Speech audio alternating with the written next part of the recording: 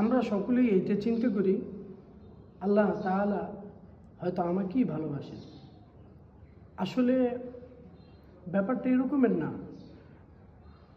আল্লাহ তাআলা প্রতিটা মানুষকেই সৃষ্টি করেছেন তার নিজ কুদরতি হাত দিয়ে।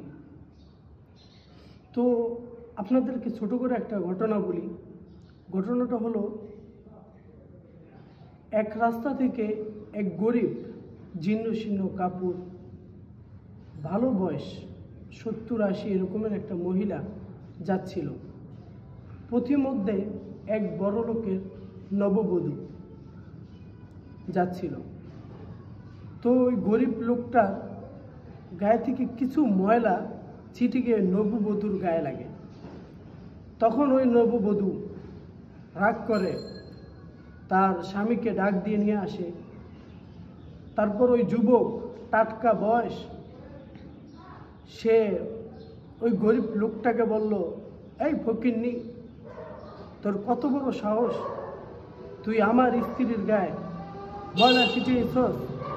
বলেই কর্কশ করে একটি থাপ্পড় বসাই দিছে। তখন ওই মহিলা, জীর্ণ শীর্ণ ওই গরিব মহিলা আসমানের দিকে তাকালেন আর বললেন, ইয়া রব, হে আমার প্রভু, তুমি কি এটা দেখো না? আমার আজকে টাকা নাই, কিন্তু তুমি তো আছো, আমি তো তোমাকে ভালোবাসি।